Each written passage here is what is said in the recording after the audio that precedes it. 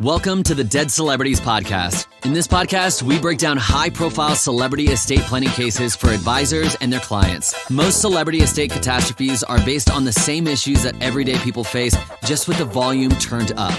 Our goal is to identify and extract the individual estate planning issues that lie at the heart of each story. We then discuss what advisors should expect and how to avoid common pitfalls. Hosted by wealthmanagement.com senior editor David Lenok. Hello, everyone, and welcome to the latest episode of wealthmanagement.com's Dead Celebrity Podcast. For anyone new to the podcast, in each installment, myself and a guest take on a different celebrity estate and attempt to extract some key lessons that planners can apply to their more traditional clients. The idea being that celebrity estate planning catastrophes, although often ridiculous in their details, generally have at their cores very basic issues that can just as easily apply to non-famous or fabulously wealthy clients. Our guest this week is Scott Steiner. Scott is a wealth planning consultant with Calamos Wealth Management in Chicago. He develops and assists in the implementation of clients' financial plans. He also prepares presentations on behalf of wealth advisors with their client service team. Scott has more than 15 years of experience in financial planning and banking. He's previously held positions at Raymond James, Wells Fargo, and Prudential Financial. Scott's also a CFP and holds Series 7 and 66 licenses. Thanks for joining us, Scott. Thanks for having me. Appreciate it. So the subject of our discussion today, if you couldn't guess from our Chicago guest, is the Wrigley family, best known for their chewing gum dynasty, and the main topic we're going to discuss today, their ownership of the Chicago Cubs and iconic Wrigley Field. William Wrigley Jr. made his fortune out of either savvy business sense or dumb luck, depending on how you look at it. He had $32 to his name when he started selling Wrigley's scouring soap at the turn of the 20th century. That's about $900 in today's money.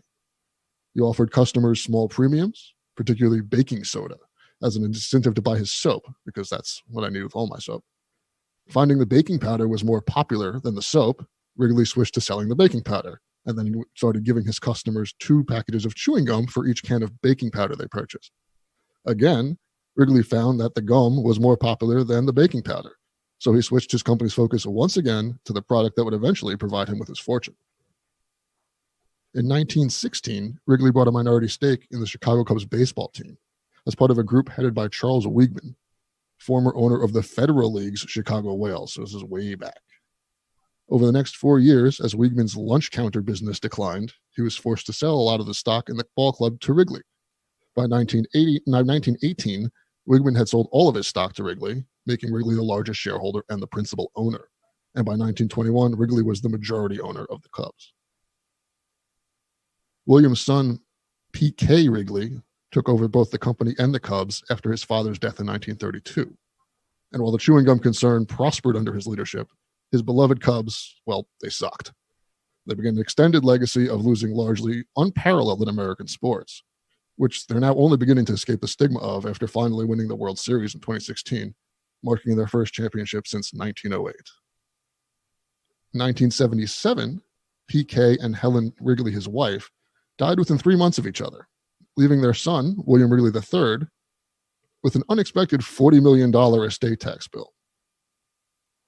Initially, he tried selling blue chip stock holdings and even discounted Wrigley Company stock by 35% to try and raise the liquid cash to pay the government, but that only got him about halfway there. Ultimately, Mr. Wrigley was faced with a choice. He could either sell a significant portion of his 25% interest in the gum company, which was a highly profitable enterprise, or he could sell his holdings in the Cubs, a perennial money loser and an enterprise that outsiders suspected he tolerated out of respect for his father. Unsurprisingly, Mr. Wrigley sold his 80.5% interest in the National League Ball Club to the Tribune Co. in 1981, just the newspaper, for $20.5 million. Now, not many typical clients own massive chewing gum dynasties, let alone professional baseball teams. But many do own closely held businesses and have illiquid assets in their estates. So, Scott, what can advisors take away from the Wrigley story? Yeah, the Wrigley family really made 2 fatal mistakes. And the first one was just not recognizing that there was an estate tax in the first place. And the second one was, had they recognized that, would have been to figure out how they would pay that massive tax bill with an estate that was clearly largely illiquid, tied up in the chewing gum company and the Chicago Cubs / Wrigley Field. And this is really not that uncommon from what we find with our clients is the obliviousness to the estate tax in general. Most people feel like the wealth that they've accumulated during their lifetime is theirs, and they earned it through hard work and entrepreneurship, and they have every right to transfer that to the next generation without the government being involved. Unfortunately, government feels a little different about it. In the United States, the transfer of wealth is viewed as a privilege, and as a privilege, the government has fees and taxes associated with that privilege. And so going back to 1916, there has been an estate tax, and the threshold with which that becomes applicable is clearly changed over time from a low of $40,000 back in 1940 to the current amount of almost $11.6 million.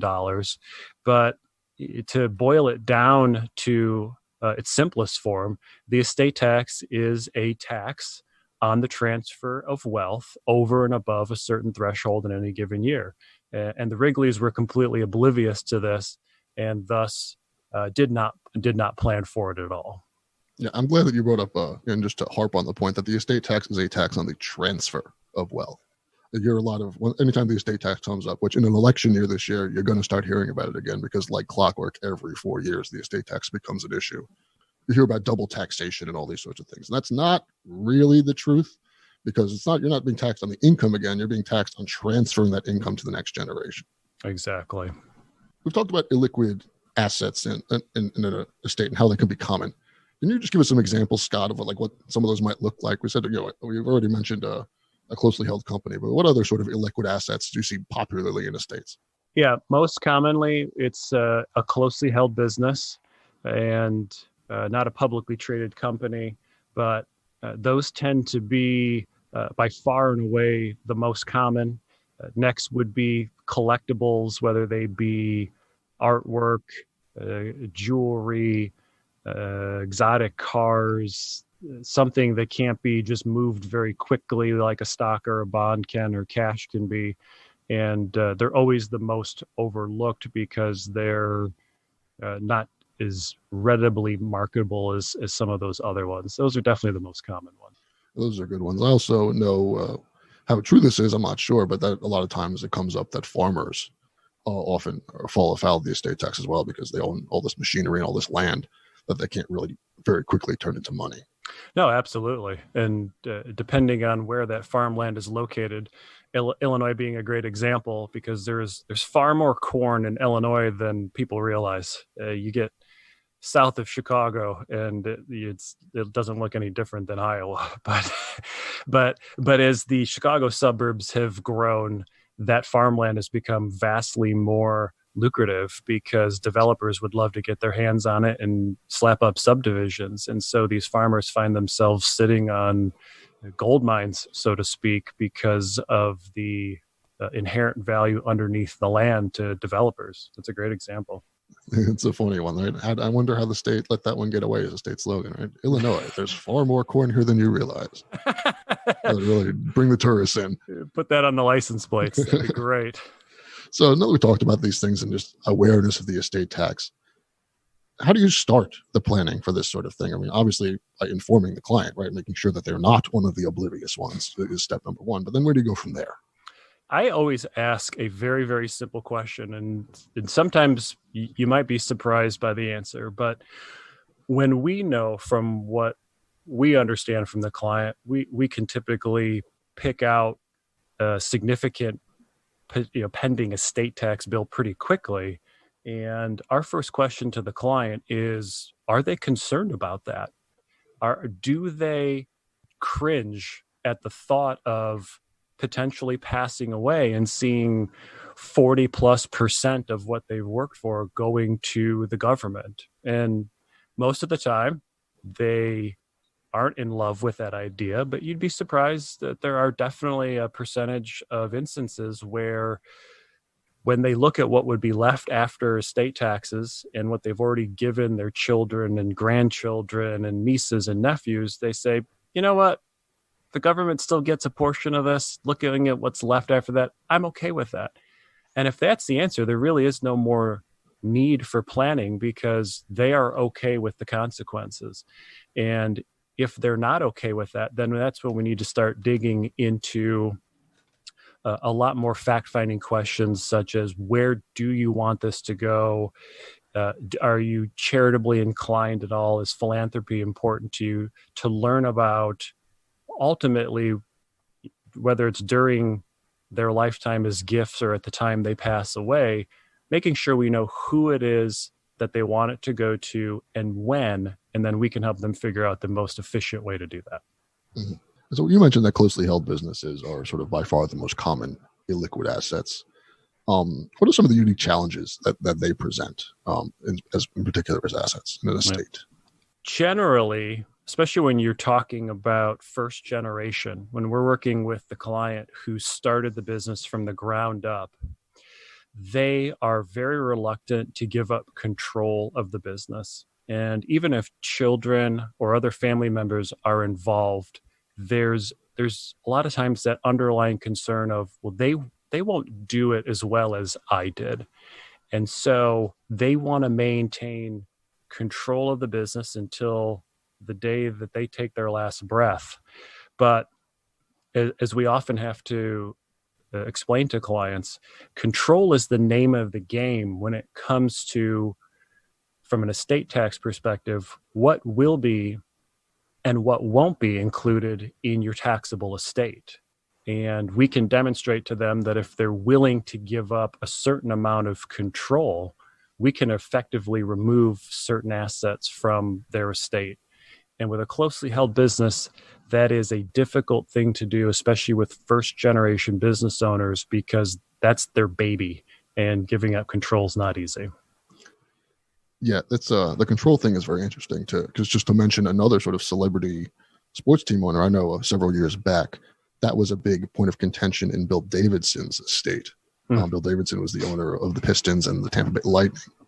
And his team tried to get really creative with self-canceling installment notes and all sorts of deep dive estate planning stuff that we're not going to get into. But suffice it to say that the whole idea was to give up a lot of stock while still maintaining control, but give the illusion of giving up control. And it ended up costing them, tens of billions of dollars at the end of the day. Absolutely. Yeah. And that's one of the very common techniques, is to establish a family limited partnership or a family LLC where you do get the children involved. And this does help to solve some of the control issues, because the founding member of the business can remain the general partner and continue to have control over the day-to-day operations, but can introduce their children as limited partners.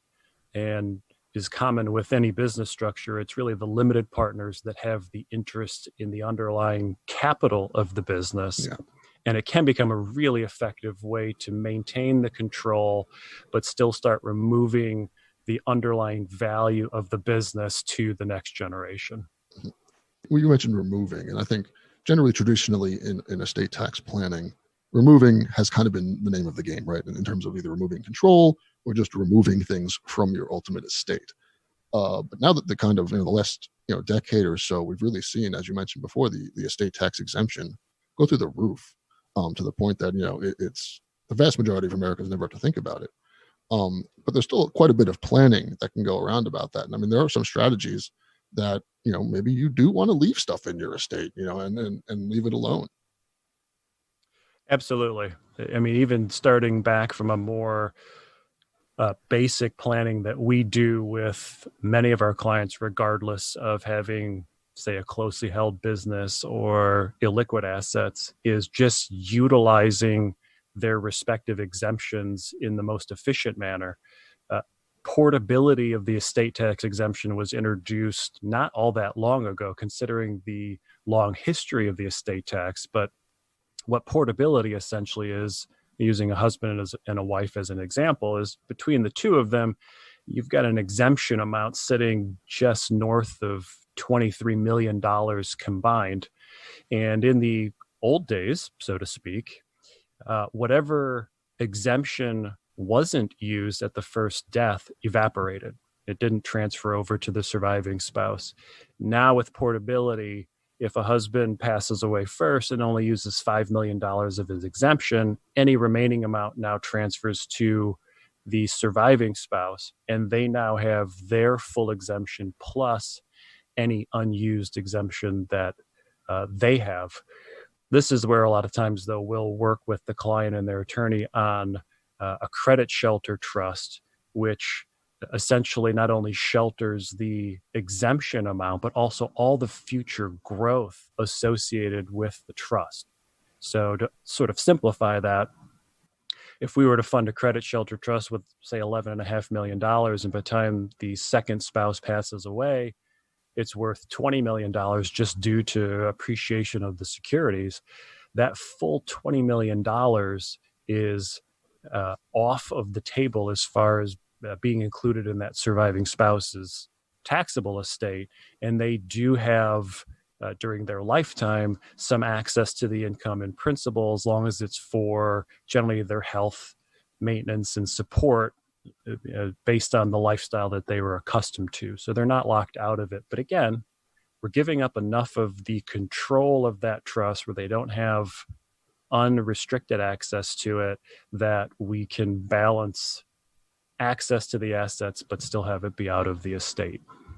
Yeah, I think it's very important for advisors who maybe don't necessarily interact with the estate planning exemption lot to understand and to look at it. It's a resource to be used as part of the plan. It's not some limiter or just some rule you have to follow. It is a resource that can be leveraged to improve a plan. I mean, particularly we see it a lot, I think, nowadays in terms of, with either, appreciated or unappreciated assets, depending on what you want to do with them, and also just with basis planning.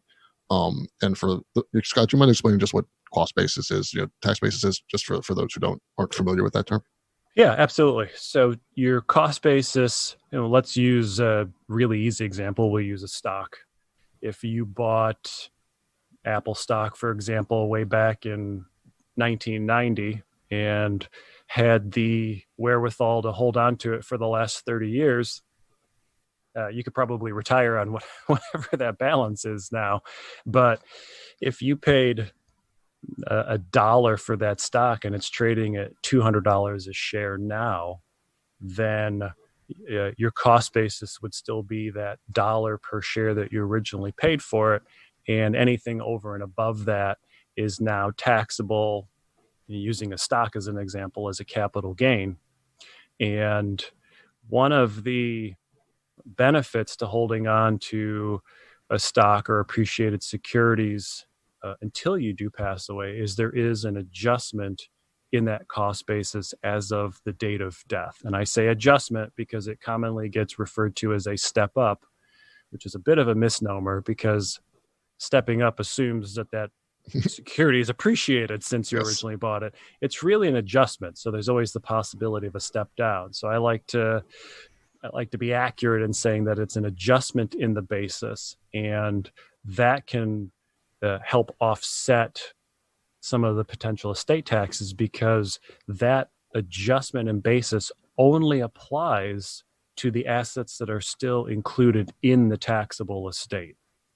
So for anything that's been removed from the estate in, say, a credit shelter trust or maybe a different irrevocable trust structure, does not get the benefit typically of that adjustment in cost basis. So it's a little give and take. And it's important to realize also that death is kind of the only time that adjustment really happens, right? Like if I were to just to give, I bought a painting, a Georgia O'Keeffe, for $10 when she was in college or something, and now it's worth $10 million. If I were to give that, just give it to my child, they don't get the basis step up on that transfer. It's not every transfer that you get this adjustment made. They will still have it at my $10, and whenever they sell it, then they're going to get taxed on the difference.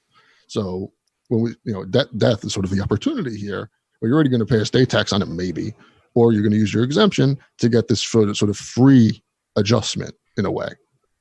Absolutely. And that brings up a great point, which we hadn't mentioned yet, which is the idea of gifting during one's lifetime. And as far as cost basis is concerned, you're absolutely right. That original cost basis from the original owner transfers with the gifted asset to the recipient of that gift.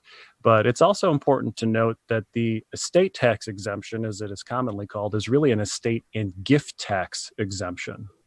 And many advisors and even our clients are aware that there's an annual gift tax exclusion that currently sits at $15,000 a year. But any gift over that amount to any one recipient in a given year is technically a taxable gift. And so the donor has to make a decision. They either need to pay the tax on the gift, by about 40%, or they can use some of their we'll call it the $11.6 million exemption, and choose to not save that all for the time that they pass away, and choose to start actually using up some of that exemption during their lifetime to avoid paying the tax. And we're actually starting to see that happen more common, that clients are becoming more generous during life. And the reason is there's a growing feeling like this $11.6 million exemption is probably going to be relatively short-lived. And as the current legislation is scheduled to sunset in 2026, barring a change not being made to the law, we could go back to maybe a $6 million exemption. So we'll almost have it by the time 2026 rolls around. But the IRS has already made it clear that if you were to let's use a drastic scenario, you just gifted $11.58 million out of your estate today and used your entire exemption during your life, and then it gets reduced to say $6 million in the future, and you pass away, there won't be a clawback of the fact that the exemption amount is dropped, say $5 or $6 million. So there's an opportunity right now to actually take advantage of the very high amount and gift assets and get that future growth out of a taxable estate, and not have the concern of a potential clawback from the IRS later on. So, yeah. And while we're just using every estate planning buzzword we can find in this podcast, when you say clawback, we're talking about the IRS going back and sort of undoing transactions and taxing you retroactively on the stuff you did. Yep, they'll grandfather. They've already made it clear that they will grandfather any gifts that are made up to those exemption amounts. They won't come back and penalize somebody for taking full advantage of what was within the bounds at the time that they did it. So now that we've sort of gotten pretty much the basics of how the estate tax works kind of out of the way, what we see here with the Wrigleys and how you mentioned with, how it's really hard to sometimes get planning started with the first generation of the family. It seems that a lot of times the sins of the father can sort of cascade downwards, and that if you don't get the plan in place with the first, generation of the family, it's not going to magically come around with the second and third. The second and third are more likely, I've found, to sort of go with what the plan is and not to sort of step in and disrupt things. Is that something that you've seen as well? Absolutely. Yeah. It's very important for families to communicate their wishes. We really encourage our clients to be as open and forthcoming with their children as they're comfortable with. And we realize that there's, even within families, some privacy there, but we a lot of times can't stress enough to them how important it is to have the next generation involved, because it's very easy, as you just said, and we saw this with the Wrigleys, it's very easy to repeat these mistakes and compound these issues over and over again. And it really starts with that initial planning, because that typically does carry forward to the next generations. Mm-hmm. And, part of, you mentioned this communication that we talk about every single episode on this podcast, and we talk about it here again, because it is just that important. Communicating, it's a two-way street, right? So the children know how important, say the Wrigley kids knew how important the Cubs were to their father. But, there's some speculation that wasn't for the youngest Wrigley the third. The Cubs weren't that big a deal. They didn't really care. Now, that's something that is more common than you think. You have a lot of the times parents have assets that they're deeply passionate about. This is the family business that I built, and this is my life. And sometimes the kid is involved and is super proud of being involved and really loves it. But also often they have no interest in that business. It's not their life. They don't have the same connection to it. But the assumption is made that they're just going to step in and happily and passionately pursue it like their parent did. Mm-hmm. And so that's where a place where sort of a two-way communication is very important, because the plan has to, is not just to get it to them, it's to have things succeed once they get it. Absolutely. Yeah, and having, especially with a closely held business, having a properly drafted and funded buy-sell agreement is very important and often overlooked, especially if the business won't stay within the family. And thinking again of those closely held businesses is, once you've done what you can get a client to do comfortably from an estate planning perspective, at the end of the day, using the Wrigleys as the example, it still comes down to liquidity. And realistically, the Wrigleys, had they been aware of it and had they been willing to do some planning, probably could have still only done so much. We're talking about an $80 million estate in 1977. The estate tax exemption was $120,000 in 1977. So they were just a hair over that. Yeah, just a little. Incidentally, the top estate tax rate in 77 was 70%. And ironically, as I did some research on this, 1977 also happened to be the highest year in U.S. history with regards to the percentage of people that died that year that were subject to estate taxes. Nearly 8% of the people that died in 1977 were subject to estate taxes. So they picked a really bad year to pass away. And once Reagan took office and the numbers started to move up, you started to see a drastic reduction in that. But they just really, it was just bad timing. Not that any of us get to have much of a say in that. But ultimately, the best planning they could have done after just being aware of the issue would have been to plan for better liquidity. And that's where things like life insurance often come into play. I know a lot of times that's not everybody's favorite subject, but it oftentimes becomes the best vehicle for a liquidity need. But it also is an excellent gifting vehicle as well that we haven't touched on. And there probably would have been the potential for some really, really good use of life insurance that could have gone a long way in undoing a lot of the liquidity issues that the Wrigleys faced. Mm-hmm. Yeah, and these are all sort of the ways that you have to think of when you're looking at estate planning, right? Because I don't think you say to most people life insurance. They're thinking that, oh, okay, if something happens to me, this will pay off for my funeral and take care of my kids. And that's not really the kind of life insurance. I mean, it is that kind of life insurance, but it's not really necessarily the purpose of it plays in an estate plan or in a financial plan in general. And I think you're getting that across to clients is an important thing to communicate. Absolutely. And I know that this has been a little bit more of a legalese episode than we usually do, but I think giving this sort of overview basically of the estate tax is something that's important for all advisors, regardless of whether you're an attorney or not, to at least understand. You don't need to be able to fill out a gift tax return. God knows that's a nightmare. But you do need to kind of know what's going to go on there, even if you don't have to do the computations yourself. And just some awareness of these issues and just knowing how things affect each other and when it's time to okay, maybe I need to bring in the guy who knows exactly how this works, just so I can figure it out, just to recognize and have enough knowledge to recognize when there's a problem or when there's an issue is really important for advisors to have. And that's kind of why I wanted to do this episode with Scott, is to sort of, even though the estate tax is not something that jumps off the page at everyone, it is still very important for advisors to understand. Yeah, very much so. And that's really all the time that we have for today. I'd like to thank Scott Steiner, our excellent guest, for sitting down with us and really giving a very sort of comprehensive overview of what the estate tax looks like and sort of what you can start to do with clients to make them aware of it and to sort of avoid it. So thank you so much, Scott. Thank you for having me. I really appreciated it.